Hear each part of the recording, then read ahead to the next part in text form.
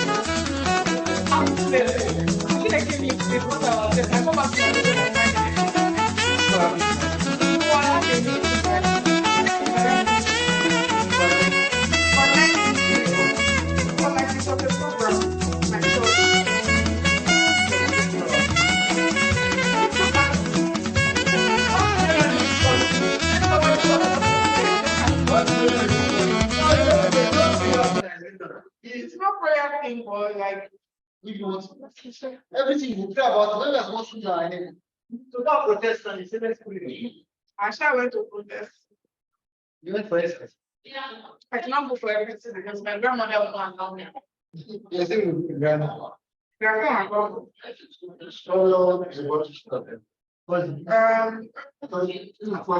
Yes, the understanding Muslim minorities in Nigeria. Okay, that's what you like to say. Something that you want to no. But is it all true? No, no, sir, not at all.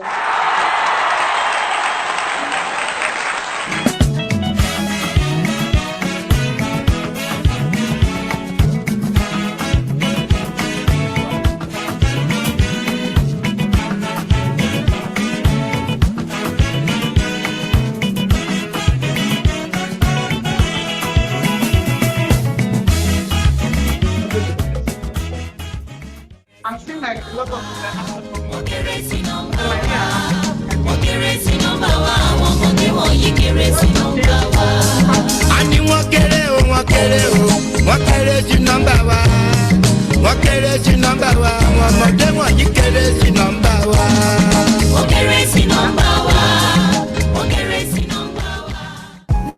because I suffer fast.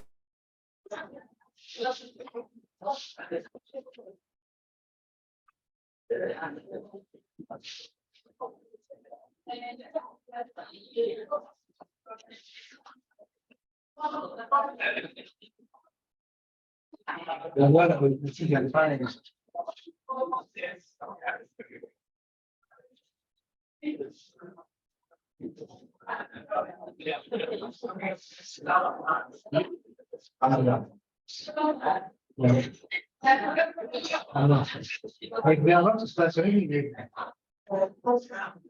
Just 11. How many are staying here? There are three. Three, and you're supposed to have six. And you're supposed to have that's just.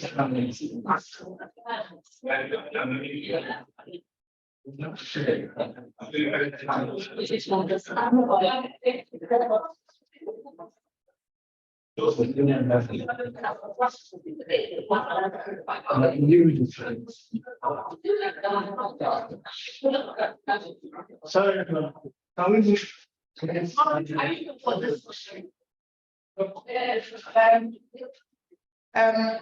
Understanding Muslim minorities in Nigeria. Understanding Muslim minorities in Nigeria. Is that fine? Okay. Thank you. It's a work of let me share it around. So bad of Shanghai, especially on that shade. I think this is coming to say. This is supposed to share. And it's not present.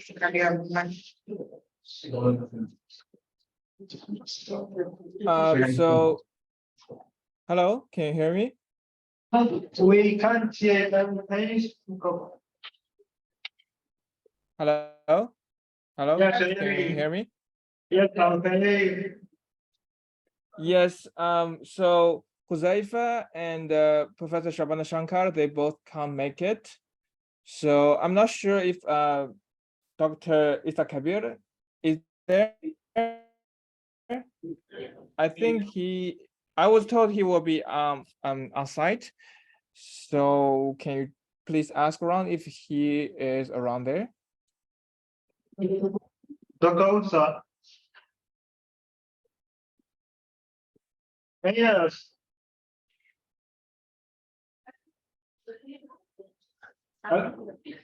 Can you hear us, sir? Yes, I can hear you. So you said Dr. Sorry, who did you say we should check for on site? Kabir Isa, Dr. Kabir Isa. Let's see hold up for the panelists to come online. Then we'll start the meeting. Yes. So basically it's me and Huzaifa, we organized this panel, but the Huzaifa, he can't make it today. And also the chair, Shabana Shankar, she could not make it either. So we already lost two. And I'm asking Musa if he.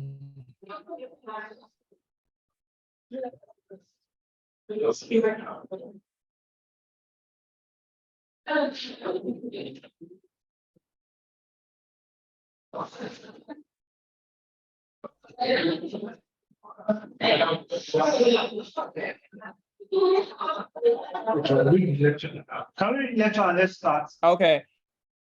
Yeah, I thought. All right. So this is session.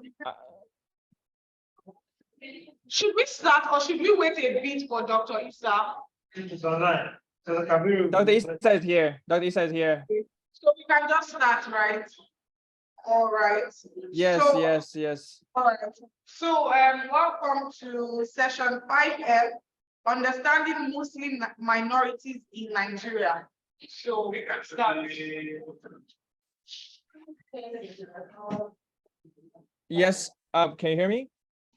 Yes, okay.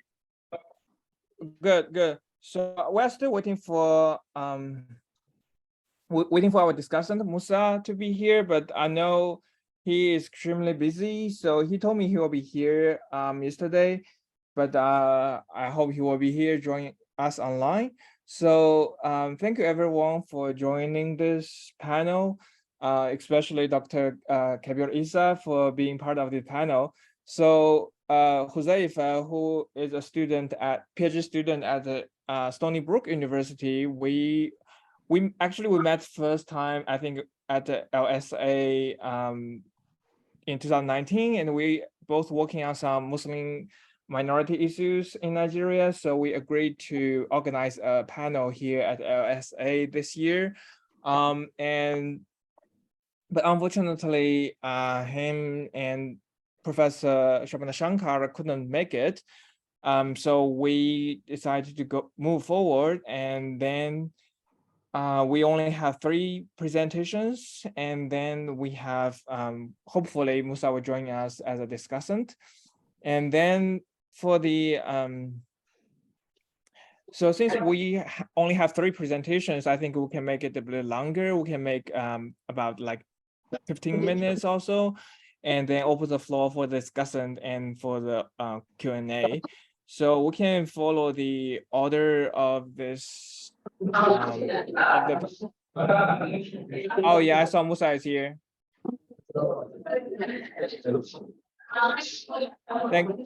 Yeah.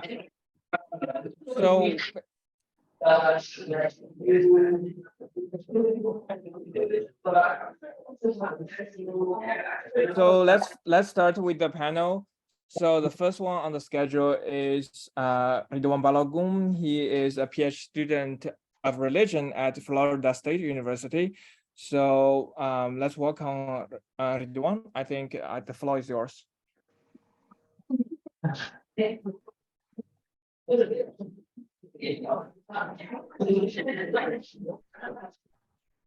Can you hear me? Please share your screen if you have slides, or you can start your presentation.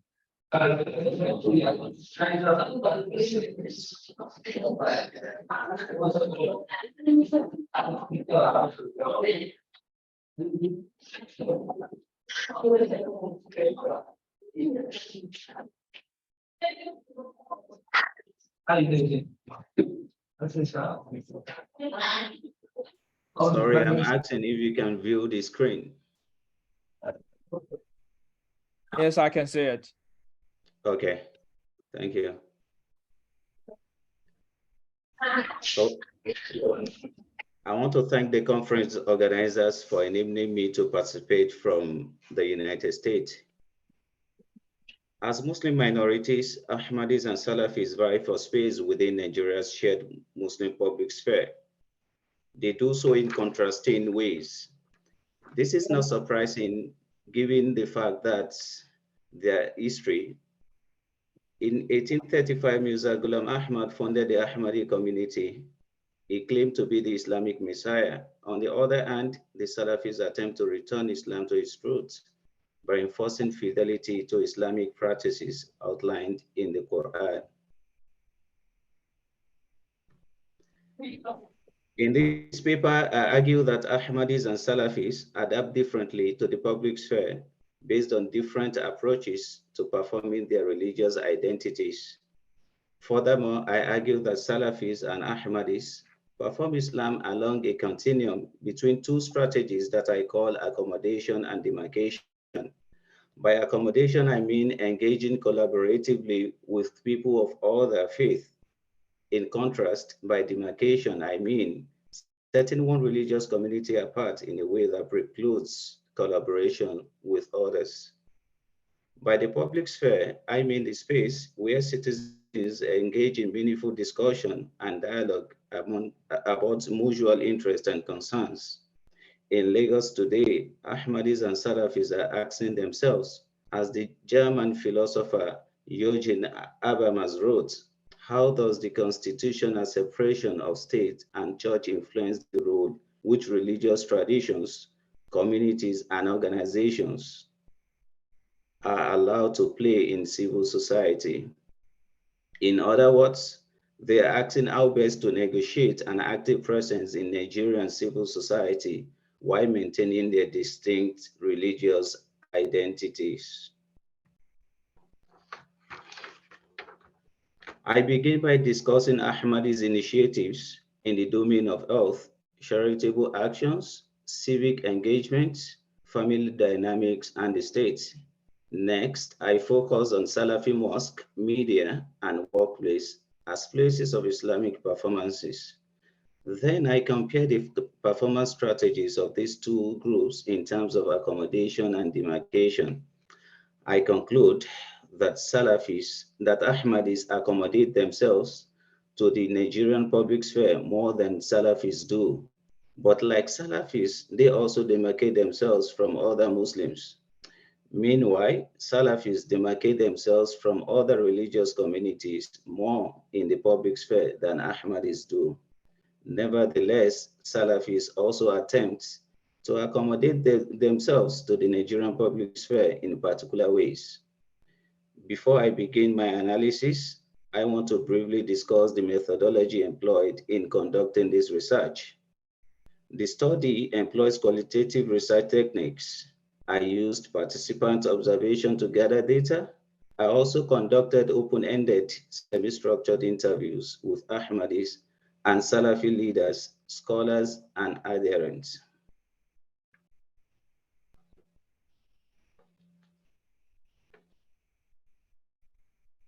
Ahmadiyya worldwide has consistently placed a high emphasis on maintaining connections with the public. The organization's external affairs officers cultivate productive relationships with the state and federal government, civil society, other Muslim organizations, and other religions. Consequently, the Lagos chapter of the Ahmadiyya Muslim community, guided by the external affairs officer, organizes regular visits to government officials, youth organizations, traditional leaders, and faith communities.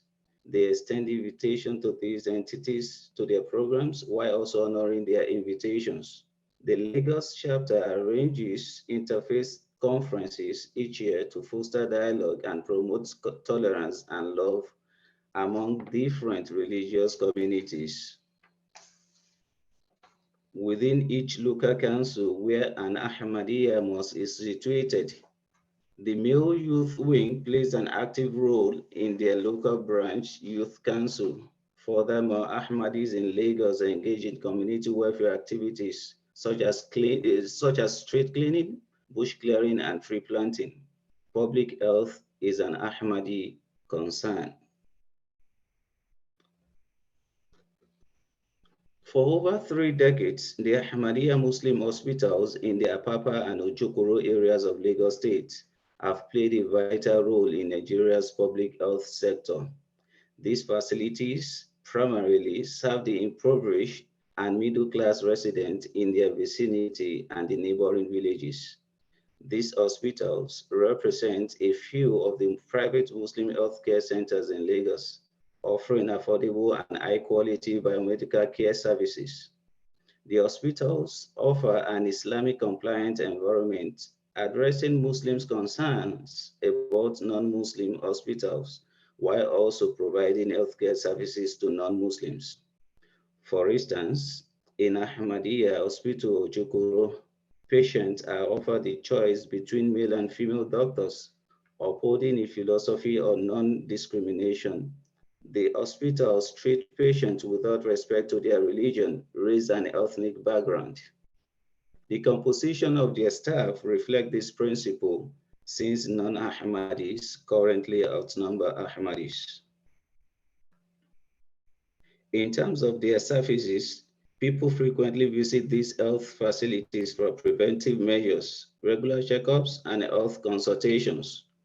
Moreover, they manage specific diseases and provide urgent and specialized care, such as emergency services and occasional surgical intervention. Notably, these facilities do not require their patients to join the Ahmadiyya community, nor do proselytization occur on the premises. During visitation hours, relatives and friends can offer prayers according to their religious traditions. Even after moving to other neighborhoods, patients continue to visit the hospitals due to their accessible and compassionate healthcare. This focus on community well-being extends beyond hospitals.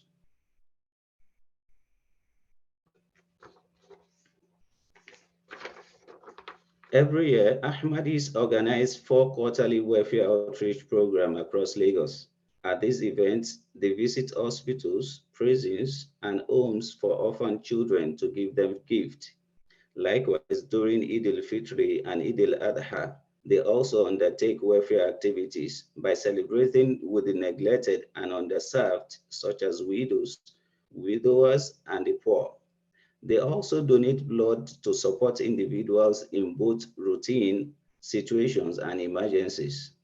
For instance, in the last quarter of 2022, Ahmadi Mosque community members donated blood at the General Hospital in Topo Badagry, Lagos, during their quarterly humanitarian service. In addition to this, Ahmadis in Lagos organizes free healthcare outreach program. They plant trees and campaign against crimes and drug abuse.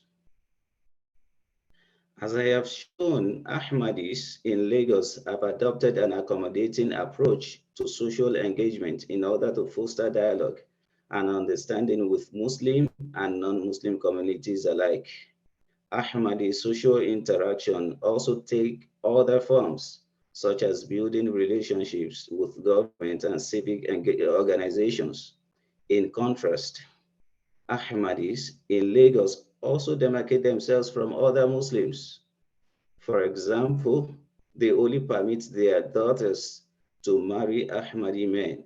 Likewise, Ahmadis forbid praying with non-Ahmadi imams. Ahmadis thus demarcate themselves from other Muslims by pursuing these strategies. I now turn to Salafi strategies of demarcation. In this section, I examine Salafi institutions established by two Salafi scholars, Sheikh Abdul Ghani Juma and Sheikh Imran Eleha. The first manages a mosque in the Amu Ward of area of Lagos and a Facebook page, Al Bayan, while the second operates a mosque, Darul Naim Central Mosque, and a school, Darul Naim Schools, in the Alimosho area. These Salafi institutions enable me to analyze the disagreement among Salafis in Lagos. In building social relationship, Salafis invite Salafis and non-Salafis to their mosque to participate in the activities they organize. They also organize lectures and question and answer sections in the mosque and post responses to Facebook discussions about Islam. Salafis also express condolences to Muslim and non-Muslim neighbors who have experienced the death in the family, but they abstain from funeral practices they consider anathema, such as organizing group prayer for the death. Extending condolences to neighbors indicates neighborliness while also performing their distinct Salafi identity. Salafis also participate in the Nigerian public sphere via their media platforms. On the Al Bayan Facebook page, Sheikh Abdulghani Juma posted another Salafi scholar's response to a question. The questioner had asked what a woman in the National Youth Service Corps should do if asked to remove a niqab for inspection. The Salafi scholar responded that she should request to be checked by a woman in a secluded place. If the inspector refuses, she should remain calm and explore other legal options. This response offered a secular solution to the religious problem. Nigerian law permits Islamic dress, but also expects Muslim women to comply with state regulations. The Salafi scholar's response embodies Salafi's ideals of modesty, religious adherence, and navigation within secular regulations. In contrast, Salafis use the expression La Jama'ah, meaning no group, to indicate that Salafis should not belong to any group apart from the global Muslim community. However, Salafi institutions must adopt a system of bureaucratic management in order for the state to recognize them as a religious organization with tax-exempt status. Remarkably, this Salafi position is an unspoken form of accommodation to the state management of religion. Another example of Salafi participation with the public sphere is the yearly conference on diversity in Islam organized by Sheikh Imran Eleha at the Darul Naim Mosque. At the conference, Salafis talk with non-Salafis about how to manage their theological differences. This conference continues to generate debate among Salafis about whether non-Salafis should attend and speak at Salafi events. The conference, however, creates a platform where Muslims can identify their differences in such a way as to foster theological dialogue and harmony among them. In terms of workplace, Salafi women are expected to comply with certain conditions. For example, in a Facebook post on the Darul Naim page, Sheikh Moran Alea spoke about a Muslim woman working at a bank. He advised the woman to resign because her workplace exposed her to regular male attention and restricted her compliance with Islamic regulations relating to modest stress. He suggested she run a business from home or become a teacher instead. Either solution will enable her to comply with Salafi expectation of women's workplace piety. I now conclude. In this paper, I have identified and analyzed different strategies for performing Ahmadi and Salafi religious identities within the Nigerian public sphere. In Nigeria today, Ahmadis and Salafis face the challenge of maintaining their distinct Muslim minority identities in a climate of religious pluralism within a secular democratic state. As Muslim minorities, Ahmadis and Salafis position themselves along a continuum of strategies for integrating themselves into the Nigerian public sphere. The fact that Salafis interpret Islamic the scripture in two different ways means that more than scripture determine how they perform their religious identities. I maintain that Salafis who condemn dialogue with non-Salafis nonetheless participate in the public sphere because they debate these issues in the open with people who disagree with them. Likewise, Ahmadis also demarcate themselves from other Muslims by forbidding Ahmadis from praying with non-Ahmadis and also by forbidding their children from marrying non-Ahmadis. In short, Ahmadis and Salafis both accommodate to and demarcate themselves within Nigeria's secular public sphere, but to different degrees. Thank you.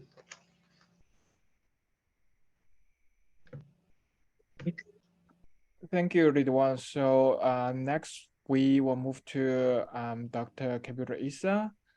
Dr. Kabir Isa is a lecturer at the Bayero University at Kano in the history department. Yeah, the floor is yours, Dr. Isa. Thank you, Dean. Thank you, other presenters. As Dan has introduced, can you hear me all right? Yes, I can hear you. Ridwan, please stop your sharing. No, I will just present because I couldn't prepare the slides due to some commitments. Yeah. So the title of my presentation is Religious Minority in Kano, a History of Rasul al-Azam Foundation. It is important to know right from the onset that this Rasul al-Azam Foundation is a Shi'i community in Kano, which, you know, is and the Kano is a largely Sunni dominated, you know, religious landscape. So as we know, Kano is one of the 36 states in Nigeria, and it is located in northwestern region. and it is the major commercial city in the entire northern Nigeria. And based on the 2006 census, Kano is the most populous state in Nigeria, even though there is some politics around the issue of population and demography. But based on the 2006, as I said, census, it was recorded as the most populous state in Nigeria. And it is largely dominated by the Muslims. That is why all the Muslim groups in Nigeria want to have representation in Kano. And the Kano is if you like, the concentration center of all the Islamic groups in Nigeria. So historically, as I said, the people of Kano practice Maguzanci, that is the Hausa traditional religion, before the advent of Islam. Then Islam was introduced in the 14th century by the Wangarawa. These Wangarawa were a group of scholar merchants from Mali who used trans-Saharan trade routes to, bring Islam. And the first emir of Kano or king of Kano that accepted Islam was Yaji in the 14th century. After Yaji accepted Islam, then he ordered his subjects to also accept Islam. So from that time on, Kano became a Muslim state. So from the 14th century up to the 18th century and the beginning of the 19th century, the Islam practiced in Kano was syncretic in nature. That's what really necessitated the jihad in Kano. So after the jihad, then Kano practiced a mainstream Islam. So there are many Sunni groups in Kano. There are Sufi groups and the Salafis. The first Sufi group to emerge on the religious landscape of Kano was Qadiriya, which was introduced, of course, in the 15th century as a result of the visit of Abdul Karim al-Magili. Then the Sufi group was Tijaniya, which was also introduced in the 19th century as a result of Sheikh Tal.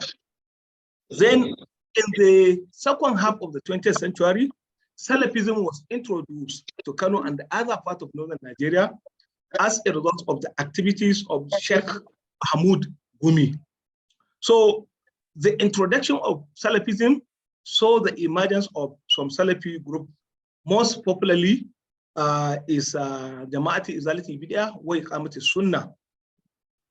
In the case of Shiism, it was introduced in the second decade of the 20th century. And the first Shi'i community in Kano were Lebanese. These Lebanese were brought mostly by the British to serve as licensed buying agents.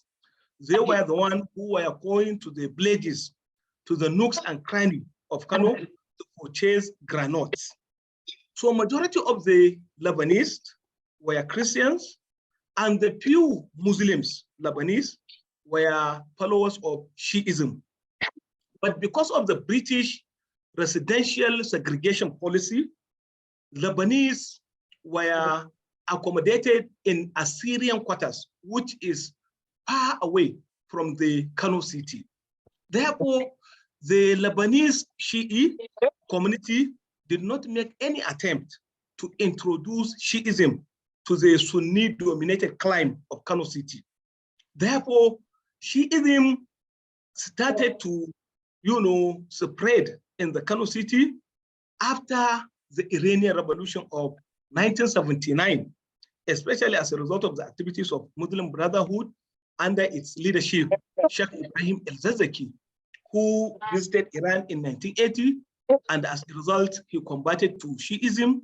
And because of his conversion to Shiism, millions of his, decided to break away to form another group, which we call Jama'at al-Tajrid al-Islami.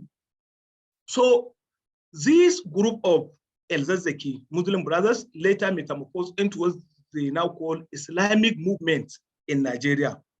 And it is a Shi'i community with millions of followers. But within the followers of El-Zakzaky, there are some people who think El-Zakzaky is not supposed to be a leader of Shi'i community in Nigeria because of his lack of depth and the vast knowledge of Shi'i theology. And these people who started to question the leadership of El-Zakzaky were mostly people who went to Iran and attended International Theological Center, the university in Iran. And when they came back, they realized that El-Zakzaky had a very shallow knowledge of Shi'i theology. Therefore, they started to question his leadership. So some of these, followers of El-Zakzaky who studied in Iran and questioned his leadership credentials include Sheikh Nur Das, Mohammed Sani Zaria, and Bashir Lawan. These three people, the Nur Das spent over 16 years in Iran, and he happened to be one of the best students ever produced in the International Theological Center, And the Sheikh Saleh Sani Zaria also attended International Theological Center, But before he went to he studied in Ghana at Ahlul Bayt Institute. Then Sheikh Lawan also went to Iran and studied, and they had a very deep knowledge and understanding of Shi'i, theology better than El-Zakzaky. Therefore, they decided to break away from the Islamic movement of Nigeria or in Nigeria to form their own Shi'i community, which they call Rasul al-Azam Foundation. So this Rasul al-Azam Foundation has, objectives. And the main objectives of the Rasul al-Azam Foundation is to educate its members, not to expose them to political activism as El-Zakzaky does. And at the same time, they wanted to spread Shi'i theology using, the tools of knowledge.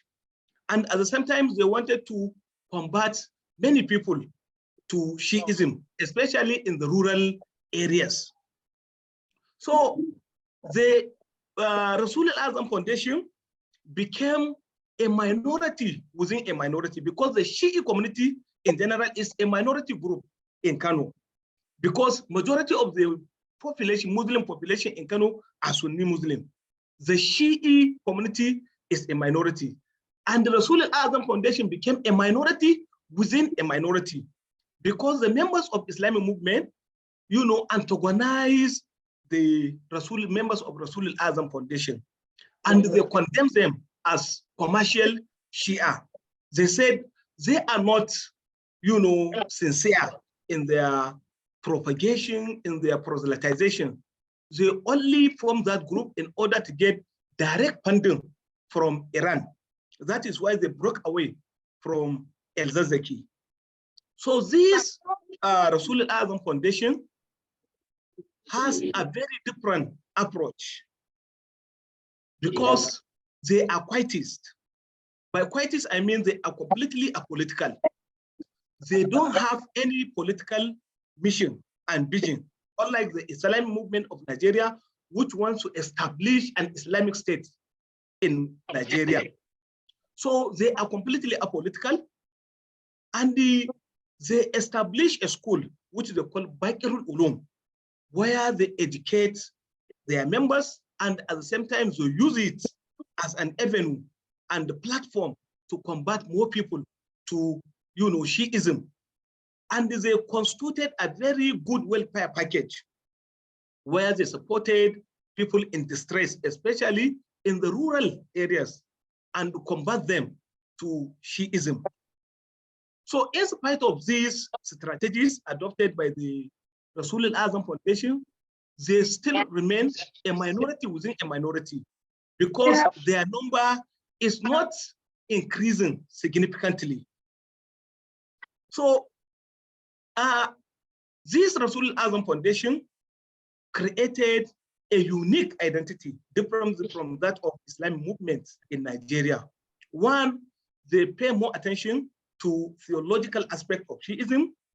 They decided to be, completely apolitical, and they decided also to be friendly with the government. Even in 2015, when the members of the Islamic movement in Nigeria had a clash with army, they held a press conference and they condemned the attitude of the members of the Islamic movement. And they said that the Shi'i authority in Iraq had already warned them not to engage in any political activism, not to engage in any street procession. Yes, they believe in, procession, but because of the warning they received from Iran, they decided not to partake in any sort of procession because that goes against the Nigerian constitution. So they said anything that goes against the Nigerian constitution, they will not engage in it. And at the same time, unlike the Islamic movement in Nigeria, they recognize the Nigerian constitution because they even registered with the Nigerian Corporate Affairs Commission as a formal organization to get some legitimacy. So in spite of their friendly posture to the government, and of course, even to the Sunni community, they are discriminated against, they are marginalized.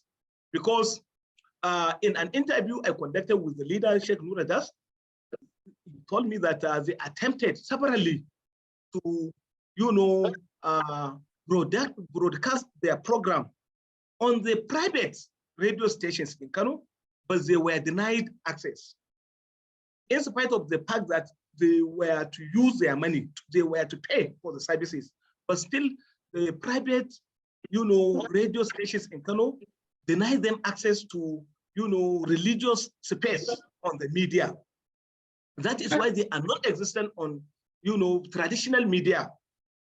And at the same time, whenever government organizes a meeting with the Islamic leaders, clerics in Kano, they are not being recognized and they have never been invited to partake in the meeting.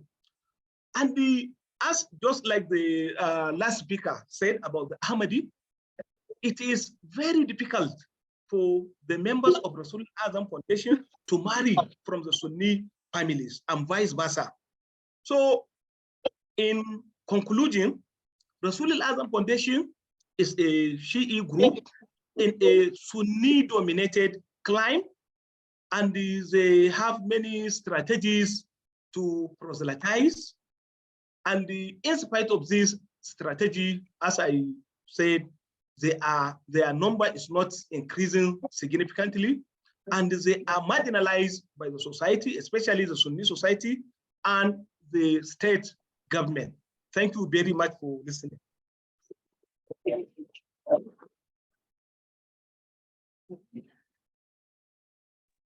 Thank you, Dr. Lisa, for your presentation. So I think next one will be myself. So I will share my screen and hello,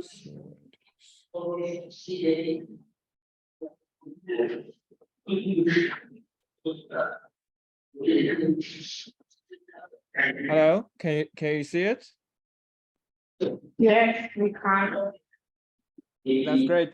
So my presentation focuses on the ordinary Ahmadiyya Muslims who managed to perform Hajj, to go to Mecca after the Hajj ban in the 1970s.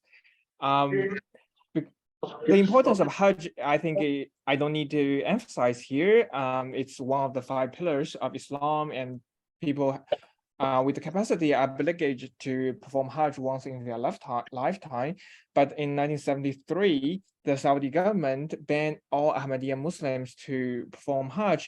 Every Muslims in Nigeria or any other countries, they need to confirm themselves as non-Ahmadis before they apply for their visa, for their Hajj visa. But during my field work in Nigeria, working on the history of Ahmadiyya in Nigeria, I interviewed many people who have managed to perform Hajj after the ban. And also I saw Hajj advertisements and posters in the Ahmadiyya National Annual Gathering last year. So I became curious, how do Ahmadiyya Muslims, you know, what are the consequences of the Hajj ban, why it's not that very successful, and how do Ahmadiyya Muslims in Nigeria perceive this ban and narrate their Hajj experience? And what can this inform us about the Ahmadiyya as a Muslim minority in Nigeria? So I think I don't need to give too much information about Ahmadiyya. I think Ridwan already did a very good job. I think one very controversial thing is about the status of Ghulam Ahmad, whether he is a promised Messiah or a prophet or a Nabi. So I think one thing that the theological status of Ghulam Ahmad is one reason that Ahmadiyya was banned from performing Hajj. So, but Ahmadiyya has a very different explanation that Prophet Muhammad is the last law-bearing prophet, while Ghulam Ahmad is just a follower prophet. So Ahmadiyya has been active in Nigeria since 1916. It first arrived from Lagos, from South Asia to Lagos, and then expanded to the whole country. So today, I have a map of its spread in the country. So the Hajj ban didn't come at once, but at first it was a suggestion from the World Muslim League to ban the Ahmadiyya Muslims from Hajj, but they don't have the authority to enforce such a ban. It was until in Nigeria, it was until 1973 the Saudi embassy decided to ban the Ahmadiyya Muslims from performing Hajj, which created a kind of dilemma on the airport. Some people did not get into the plane before their Hajj. And then next year, the Pakistani government, the parliament, they declared Ahmadis as non-Muslims. This is a much more complicated issue. It's also related to the national politics in Pakistan. I don't think I have time to discuss it here. And then in the same year, the Nigerian government withdrew the travel license, the Hajj license granted to the Ahmadiyya Muslim Jama'ah earlier.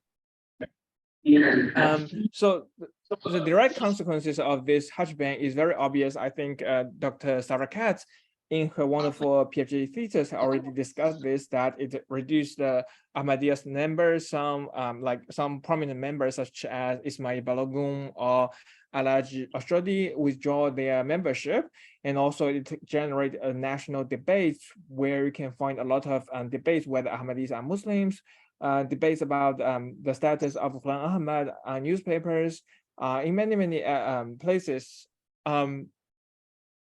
So I want to emphasize that this kind of national debate, and also connected to the international Muslim community, confirmed or reinforced this Ahmadiyya as a Muslim minority in Nigeria. And in Nigeria, one result is the third split within the Ahmadiyya community. So the Ahmadiyya movement in Islam, which has already broke away from the Ahmadiyya Muslim mission or Ahmadiyya Muslim Jama'ah, which is the current name, in the late 1930s, because of the refused foreign leadership. So they run by Nigerians, while the Ahmadiyya Muslim mission, it accepts the leadership from the headquarters in South Asia. So in the 70s, after the Hajj ban, some people within the Ahmadiyya movement in Islam decide to change the name to Anwar Islam movement in Nigeria to bypass the Hajj ban. While a small faction of this movement, they decide to keep their original name. So they stayed in the Central Mosque at the Simpson Street. They organized there, and they are still a very small minority there, organizing, running their religious activities on the Simpson Street. And the Anwar Islam movement, they were in the Ojokiwa Street. And the Ahmadiyya Muslim Mission, now they call themselves Ahmadiyya Muslim Jama'ah in Nigeria, which is also the group that I studied with. They are now in Ojokoro since the 80s. So my presentation will focus on the third group, the Ahmadiyya Muslim Jama'ah. How do they narrate their experience of the Hajj? They are the group that emphasize, that acknowledge the prophethoodness of the Ghulam Ahmad. And in the official reaction, it was published in a lot of newspapers. In the official newspaper called The Truth, it was published by the Ahmadiyya Muslim Jama'ah since 1951. So they call the government, Saudi government, to lift the ban. And also it's very interesting that some rumors were going on in the early 80s saying that Ahmadiyyas are not Muslims because they don't go to Mecca to perform Hajj. Rather, they go to Rabwa in Pakistan or Qadian in India to visit these two places at their Hajj. And the Ahmadi Muslims, they published a very strong opinion article rejecting such accusation, saying that we are Muslims, we want to go to Mecca to perform Hajj.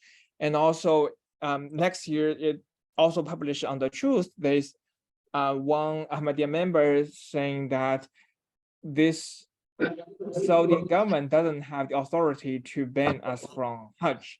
So it is the right of every Muslims to perform Hajj, rather than a secular government can decide whether who can go to Hajj or not. Then after this newspaper, I will move on to more personal interviews that I conducted during my field work in the past like 1 or 2 years. So one thing that also mentioned by Dr. Katz in her thesis was that there are some corrupt pilgrims in the 1970s. So many pilgrims, they went to Mecca as an undercover to conduct some illegal activities like drug dealings or smuggling, and also some Hajj organizations, because at that time, everyone need to go to Hajj through a travel agency. So some travel agencies are not well prepared. They lack the preparation and knowledge to ensure the best for the pilgrims. So a lot of Ahmadiyya Muslims I interviewed also remember this kind of corrupt pilgrimage vividly. And some people told me that the Ahmadiyya Jama'ah's agent, the travel agent, Hajj agent, it was one of the best. People who follow the Jama'ah enjoy the most because the Jama'ah charge the cheapest and spend all the money on the clients, while other agents used it for their profits. Therefore, some other Muslims collaborated with the staff in the Saudi embassy to ban Ahmadis from going to and organizing Hajj that hurt their illicit business. Is this not the only person that had this opinion? Many people I interviewed share this opinion that Ahmadiyya Muslims were framed by other alphas or other Muslim organizations that are jealous about the success of Ahmadiyya organizing the Hajj. And then and one member who has been to Hajj in the 1979 as the secretary of Hajj Welfare Board of one state told me that it's because of jealousy of the other alphas who were making money from Hajj agencies, were blocking our ways, blocking Ahmadiyyas from Hajj, because Ahmadis are blocking their way of earning money through Hajj organizations. And through this kind of narratives, through this narrative, we can see that Ahmadiyyas consider themselves as a better Hajj organizers compared to other Hajj organizers, Hajj agents in this kind of corrupt Hajj culture in the 70s and 80s. So another lady who went to Hajj in 1985 told me that during the screening before Hajj, she was very, very nervous because she saw some people, some interviewer some staff of the Hajj Welfare Board were from the Lagos Island and knew that she is an Ahmadi Muslim, and she prayed very hard to ask to wish not to be interviewed by this person. So luckily she was interviewed by another person that did not know her as a Ahmadiyya Muslim. So that's how she got the chance to perform the Hajj. I'm not sure if she lied on her paper, on her application, that she was denied herself being a Ahmadiyya Muslim, because Dr. Katz, in her thesis, she mentioned that some people lied on their paper saying that they're not Ahmadi, so that's how they successfully went to Mecca. But one thing is I got from my interview is that she had to pray separately to avoid to be recognized as an Ahmadiyya Muslim. But another lady, she told a kind of different story. She said that I'm very knowledgeable. I know much more about Islam than many other female Muslims who went to Hajj together. So when I was interviewed, the lady told me that the interviewer said, "You are so knowledgeable about Islam. I couldn't find a reason to deny your trip to Mecca." So that's how she went to Mecca to perform Hajj as an Ahmadiyya Muslim, and this is not her first time, and this is not her only time to perform Hajj. 4 years later, this would happen in 2002, and 4 years later in 2006, he performed another Hajj on behalf of another person who just passed away, but her children really wanted to find someone who has already performed Hajj and to went to Mecca again to perform for their mother. So, and also relates to Dr. Katz's thesis that Dr. also mentioned a similar thing, that since Ahmadiyya has contributed so much to the education sector and health sector for Muslims in southwestern Nigeria, also in the whole country, they earn a lot of respect from their fellow Muslims. As long as they can pass their interview questions, they didn't feel comfortable to deny their Hajj. So for conclusion, that I want to say that first, this kind of Hajj ban obviously confirmed Ahmadiyya Muslim as a religious minority in Nigeria, but in a very negative way, some kind of weakened its influence in the country. But also for many Ahmadiyya Muslims, they narrated history in a way that in favor of their self-identification. For the organization, it emphasized that they are the better Hajj organizers, and for the individuals, they are the better Muslims who are more knowledgeable of Islam and who are blessed by God, that they managed to perform Hajj. So in conclusion, I want to emphasize that the Hajj ban empowered Ahmadiyya Muslims in Nigeria to self-identify themselves as better Muslims, and therefore as a proud minority in the country. So that's my presentation today. Thank you. And now I think the floor is Musa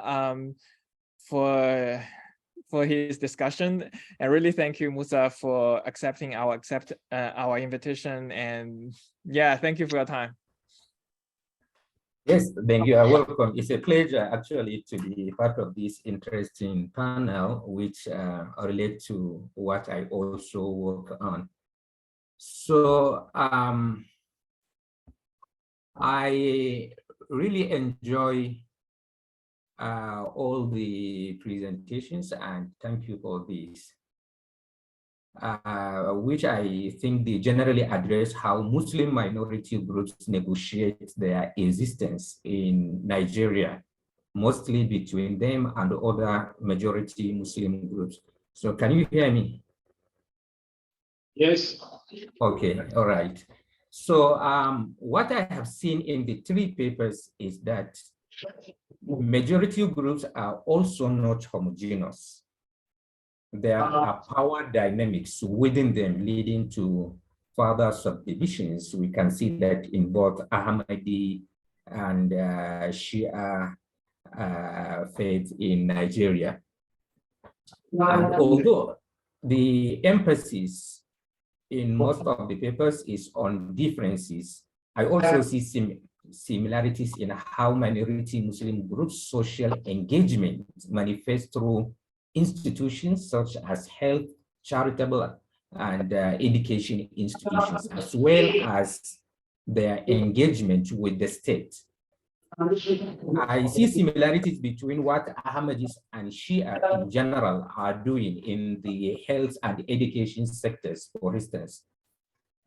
In the case of Shia, it is done by the Awa sector of the group. So most of them, they delegate some of their duties of engaging with other Muslims through health or education institutions, the Awa sections. And as the name suggests, they are actually inviting people from other Muslim groups and even non-Muslims to join their groups or movements. And we can see some trends of strategic conversion using those. However, I can see in all the presentations and also from my own experience, they do that in a very cautious manner, that it does not boomerang, especially considering the volatile environment they operate. Both Ahmadis and Shias are considered by some Muslim groups, especially the Salafis, as non-Muslims. And you know, if they decided to do, you know, to engage them in non-negotiable way, it might boomerang that they cannot even be allowed to operate completely.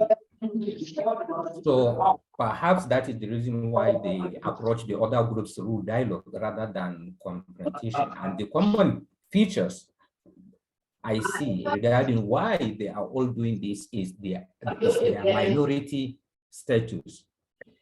And now I will go into individual presentations. I have some observations and questions, and then you know, I do not necessarily expect answers, but you can attempt to if you think, and also we can engage in further discussions, especially that I see we may not have other people that will ask questions. So with Ridwan's paper, I really enjoyed it. But then when he was talking about Muslim majority and minority groups in Lagos, I wonder who is the minority Muslim majority group in Lagos? What group is the Muslim majority in Lagos? It is not clear. And then it will be interesting if we have some context with regard to how the Muslim majority group also relate to the minority group. And Ridwan, when you talk about accommodation and demarcation, I see this as interesting analytical frame that you attempt to analyze these two groups.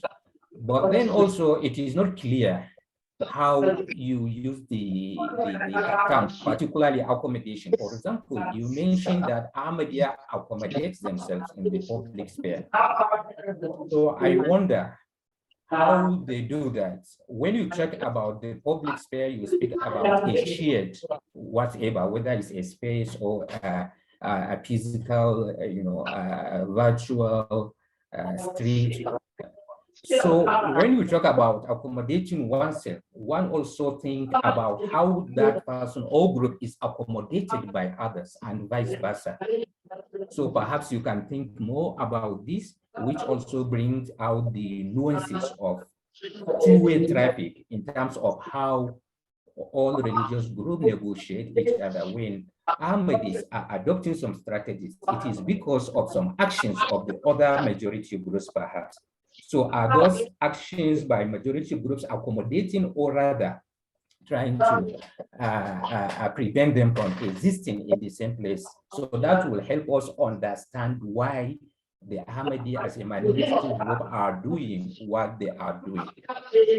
An example of this is in your paper, after describing Ahmadi's engagement in the public space through hospitals, you know, and I expect you to be more analytical by telling us why do they do that and what is the result of them doing that. There are always a cost to something. What makes them to do what they do through, and then why? What are they expecting, and are they getting it? And how are the strategies changing? You know, vis-a-vis whether they are getting what they want or not. And it is really interesting in your presentation, Ridwan, that Salafis in Lagos are adopting what I see as an unusual approach in their interactions with other groups. Usually we know Salafis are exclusive. They try to exclude others, and also they fit into the demarcation category or that you use. So this is something that I think you should pay more attention to by exploring it deeply to understand what informed these paradigm shifts within Salafis in Lagos, particularly that Lagos is known for its religious bricolage and diversity. So is it something unique in Lagos, or is it something that in the future we can foresee it also happening in other places? And I will quickly move to the second presentation by Kabir, which I enjoyed it also a lot, about Rasul Azam Foundation. You described, or Rasul Adam Foundation decided to adopt an apolitical approach in contradistinction with the Islamic movement in Nigeria. And this is how they describe themselves. Of course, I also listened to him saying the same thing. But then, are they really apolitical? Even though they present themselves as that, are they really apolitical? I think we should also see them in the light of the context they emerge. For example, they claim to be apolitical, and they always stress that. But in your presentation, you mentioned that Iran warned them not to get involved in politics because that is against the wish of the Nigerian government. For me, that is also political in the first place. And also being friendly with the government of Nigeria is politics. They mention in their description of themselves that they are friendly with the government, and also you mentioned in your presentation that they are invited to government function, and the other rival group is IMN were not invited. And the fact that they accepted to participate in that is also political. I think maybe we can discuss this. And also, again, you should think of how do the Islamic movements in Nigeria view them? Do they see them also as political or apolitical? For example, in my discussion with some of the IMN members, they consider Rasul Adam Foundation as more political. And their reason is that they support some candidates during elections, and they pay money for jingles to be aired in radio stations, that they are supporting one candidate or the other. Even though they claim themselves as political, but we should also look at their engagement and actions beyond what they have seen to analyze them.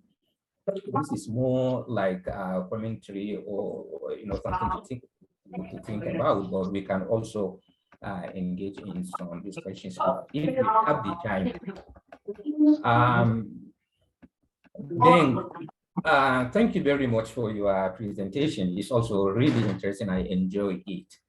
And when I was reading your paper and also listening to you, I was asking myself the questions that pop up more frequently in my mind is what has changed that facilitate how Ahmadis are now allowed to perform the Hajj after their banning. Theologically, I mean, have they also theologically changed some of their understanding of Islam, and how has that played a role in terms of reducing the tension between them and other Muslim groups? And my second question is, when you mentioned that, and also Sarah Kasa mentioned that, you confirmed that some of the Ahmadis are lied that they are not Ahmadis in order to be allowed to travel to Hajj. Do all Ahmadis agree that they lied? Do they see it as lie, or are there other justifications to show that it wasn't a lie, but something else, as in the Shia Taqiyya?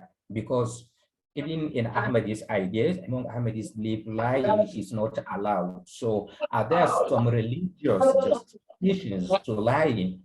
And even if they agree that yes, it is a lie, or is it something else?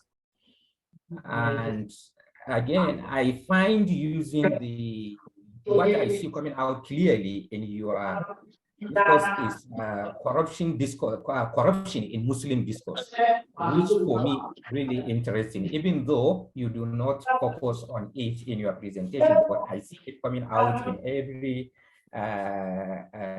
empirical data that you have presented in the presentation. The Ahmadis accuse other Muslims of corruption. You know, this is interesting for me. While on the other hand, also the other Muslims will do the same against the Ahmadis. The difference is that while the Ahmadis might have accused their non-Ahmadis of financial corruption, the other Muslim groups will do that with regard to religious beliefs and practice. So I see the trend is interesting. Perhaps you can also think deeply in terms of how corruption is used in Muslim discourse regarding how Muslim minority negotiate their existence with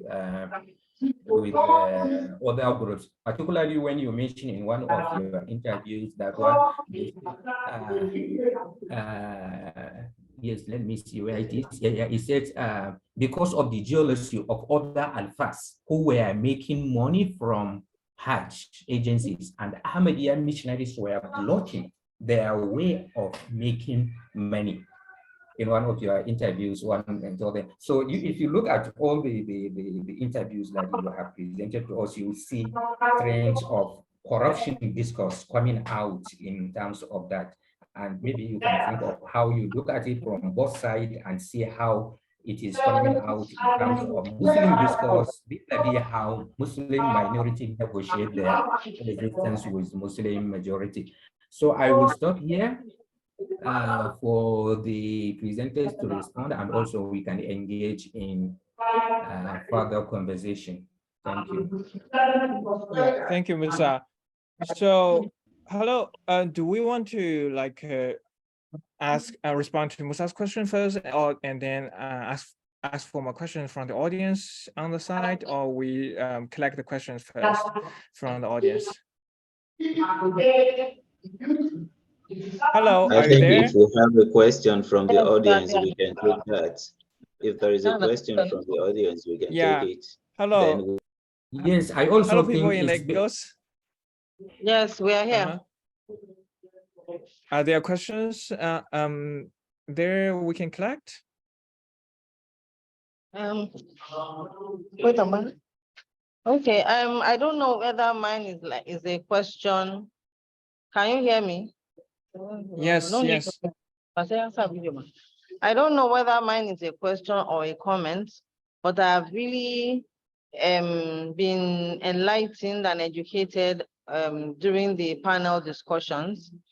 I was also intrigued about the issue of the Shias and the Ahmadis, because I've never heard it before. I'm hearing it at this conference for the first time. the issue of the corruption of the insinuation of corruption because they don't go for Hajj, and whether other organizations are using and making money out of it. Actually an interesting thing, because when you do things, it is interpreted by different people in different ways because we're human beings. And then so you don't know how somebody is interpreting your whatever you do. So it is interesting to find out that these kind of interpretations can actually be thought about by these minority Muslims. And for me, I think it is necessary that the Sunni majority create awareness and explain. Yes, these organizations might be making money in quotes and unquote, but the Hajj itself is a pillar of Islam, and you cannot go to the Holy Land without having to spend money. And it's like you are providing a service, and if you are providing a service to somebody, you have to collect money for that service. So I think it is something that the Muslim majority need to create awareness about, not because they need to explain to the Muslim minority, but that in the Hadith of Prophet that says, don't allow your Muslim brother to assume wrongly about you. So I think it's good that the majority Muslims explain themselves so that it looks as we are trying to make sure that the minority feel more comfortable as to why it is necessary to give a service to people who want to go for Hajj. That is one thing. The second thing I also want to comment about is the historical epistemology of how the Shiites came into Kano. I have never, maybe because I'm not an historian, but I want to say that I really enjoyed and appreciated that aspect of the history, because I did not know that Shiites came in through the Lebanese. I always thought, because I live in Zaria, and so I have always thought it is Zagzagi that is the leader, and we've always known him as the leader. So now try to understand that actually came from the Lebanese. For me, it is an eye-opener, and I appreciate that aspect of the engagement. Thank you very much. If there is no more question, we can start to answer those questions. Are there any more questions? At Unilag? Yes, there's a question in the Q&A. There's no question in person. Okay. Okay, that's good. So we'll go back to the presentation order. Maybe Ridwan, you can start first. Okay, sorry, there's a question online. Oh yeah, I saw it. Yeah, we will answer this one. Thank you. Okay. Thank you very much. I really appreciate what Dr. Musa has done. He has give more insight into how I can make a better paper out of this. So I really appreciate that. So I'm not going to give response to some of the issues he has raised. For instance, I will only take one, and that is the first he mentioned when he was asking about the majority group in Lagos. I think the Maliki school scholars are the majority in Lagos, and that is the traditional Muslims. They are the majority as far as the population of Muslims in Lagos is concerned. So the Salafis are also a minority group, just like the Ahmadiyya in Lagos. So and the decision, the interest of placing Salafis and Ahmadis together is just for me to look at the two minorities and how they navigate the public sphere. So all what you've raised as some of the areas I can also explore has been noted, and I'm going to work on that. I'm going to look at how the majorities also respond to some of the things the minority groups get involved in.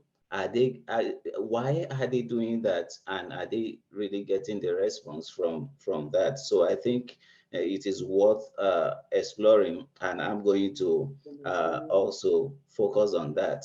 So thank you very much for giving this deep insight into how I can make the best out of my research. Thank you.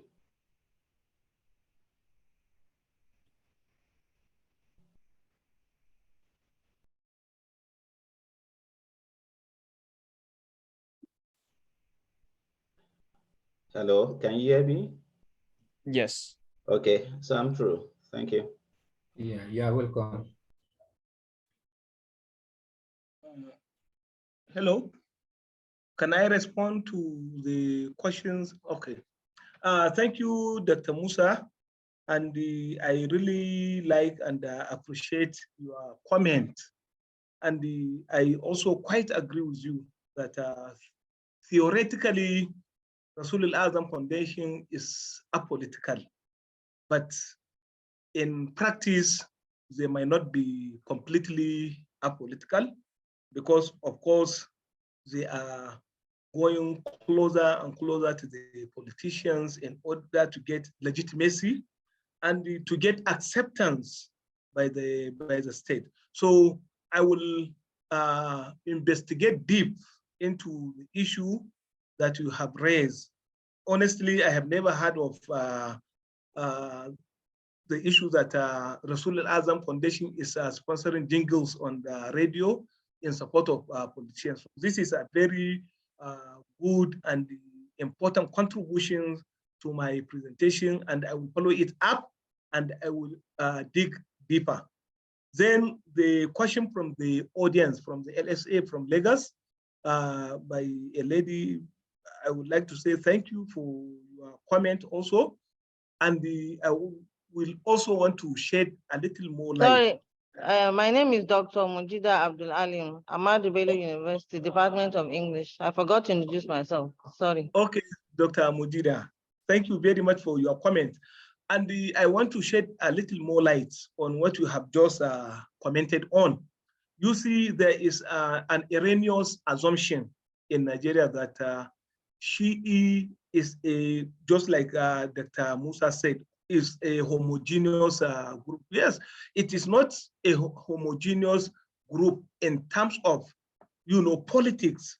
In terms of ideology and theology, is homogeneous because both the Lebanese, the IMN, Rasul Al-Azam Foundation, Darul Sakalain, and the fellows of late this guy from Kaduna are all followers of Iranian brand of Shiism, that is Ithna Ashriya, 12ers.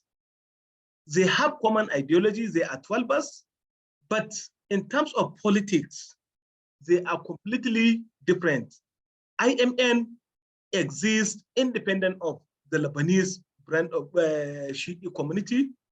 Rasul Al-Azam Foundation exists independent of IMN. And the Dar al-Sakalain also exists independent of all the other Shi'i groups. And this Dar al-Sakalain was established by the Iranians in collaboration with Nigerians. So they also have their own school and they operate independent of other Shi'i groups. But many people tend to assume that all the Shiites in Nigeria are followers of El-Zazaki, which is not true, which is not correct. So this is the light I want to push. Thank you very much, Dr. Buda. Yeah, thank you. Thank you, Musa, for your discussions, for your questions. So first of all, theological changes. I don't think there is a significant change on their theological stance. Still, but I do feel like, well, first of all, the discussions as a distinction between like the law-bearing prophet and the follow-up prophet has been raised since a very early time of the Ahmadiyya history. And like I remember when the Ahmadiyyas was questioned in the Pakistani parliament in the 70s, they still hold their position that Ghulam Ahmad is a prophet, but it's not a law-bearing prophet as Prophet Muhammad. It's a follower prophet under Prophet Muhammad. This is I don't think this theological position has changed, but I do feel that today discussions or like public announcements on the prophethoodness of the Ghulam Ahmad is emphasized in Ahmadiyya literature. But I don't think that means they deny this position, but more like less emphasis on it. Today is more focused on the promised Messiah, Ghulam Ahmad as a promised Messiah. So the second one, about lying on the application form, I like, to be honest, I feel like I didn't feel very comfortable to confront them during my interview about whether you lied or not on these application forms. So so I don't have like a very direct answer on this question. I feel like I should avoid this kind of sensitive questions or whether they lied or not. Some people say that they don't care about this application form. I don't remember very clearly, but I remember some people say that this is just like a bureaucracy or something, like they don't really care that too much. For the corruption programs, it's not really a discourse invented by the Ahmadiyya Muslims. It's a kind of a popular culture in the 70s and the 80s, which has been discussed by Dr. Sarah Katz in her thesis. It has a lot of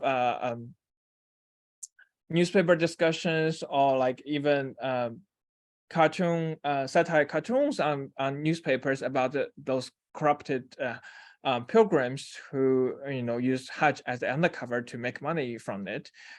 It's not something invented by Ahmadiyyas and to attack or to accuse other Muslims. Yeah, but there are some, like I see it more as Ahmadiyya Muslims use this as the opportunity or as a discourse to justify themselves, or to narrate this history in favor of themselves. Of course, the alphas, they will say like Ahmadiyya as a missionaries, the scholars, they do not charge anything for funerals, for weddings. It's all free. But while other alphas, they will charge this money, charge that money if you invite them for this kind of service. Yeah, that's something kind of also related to this kind of money too. And the third question in the QA, it was about it was about why did the Saudi government determine this group was not Islamic, had this position changed in 2023. So I don't think this position, I don't think the Saudi government cared that much today, but I'm not sure like when this change happened. So from the Ahmadiyya literature nowadays, from their website, they will say that all the Ahmadiyya Muslims outside Pakistan can go to can obtain a visa to perform Hajj. Only those Ahmadiyyas in Pakistan, which are legally defined as non-Muslims, they are not allowed to perform Hajj. I'm not sure, like probably it's more by the Pakistani government than by the Saudi government, but the Ahmadiyya website said that everyone outside Pakistan can still go to Saudi Arabia to perform the Hajj. So I think I said it before. It's more like a theological discussion. So I think remember the World Muslim League, they reviewed the Quran translation of the English translation of Quran made by Ahmadiyya, saying that it is not the correct translation or things like that. And then but in Pakistan, the situation is more complicated. It's more related to the Muslim citizenship, the nationhood of Pakistan. Yeah, it's a more complicated issue in Pakistan. I think Ridwan might also want to add more on this kind of discussion on the Ahmadiyya and the Hajj. Yeah. Oh, thank you very much. I think there is a kind of silence over that, whether or not an Ahmadi can attend Hajj or not. So it's not something that is debated this time around. I think what is applicable to the general Muslims is also applicable to the Ahmadis. And one particular thing is that the issue is still on, and the Saudi government has not changed their position from what they earlier decided. But one thing is, whenever an issue comes up on that, then that is when it becomes an issue. For instance, when someone attend Hajj and starts proclaiming himself or herself as an Ahmadi, that's raise a concern, that raise tension. That is when someone can then, or someone attend Hajj and start uh, claiming that, oh, I'm a Shia. So that raises a lot of tension. But normally, as a Nigerian who want to embark on Hajj, I don't think there is anywhere in the form that you will be asked whether or not you are an Ahmadi or not. The debate was so tensed in the 70s and in the 80s, but I think everything has dropped now, and most especially the private Hajj operators, they don't care. Likewise, the government, they don't also care about that these days. So I think it is something they leave, but not as if something came. It's not as if something came directly from the Saudi government stating that, oh, now we've now lifted the ban for Ahmadis to attend Hajj. I hope that answers the question. Yeah, thank you, Ridwan. I think I saw Dr. Isa has a question here. Yeah, it's not a question, but rather a comment regarding the question from the Q&A. Yeah, I think it's not proper to say it was only the government that banned the Ahmadis from attending Hajj. I also conducted a very small and preliminary research on Ahmadis, but I didn't go further. As Dan said, it was the World Muslim League that banned the Ahmadis from attending Hajj. And the composition of World Muslim League at that time in the 1970s, include the Salafis, the Sufis, and the rest. I can remember clearly Sheikh Ibrahim Inyas was part of the decision to ban Ahmadis. One, to pass a judgment on them that they were not Muslim because of their belief in the prophethood of Sheikh Ahmad Ghulam. And he was also part of the decision to ban them from the Hajj. So it was a collective decision of the Saudi government, the Salafi scholars, and of course, some of the Sufi scholars of international repute at that time. So in the case of Kano, we don't have the problem of banning Ahmadis from attending Hajj because the Ahmadis do not, as Dan said, self-identify as Ahmadi until and unless you go to them. You go to their school, you go to their mosque, and you go to their hospital.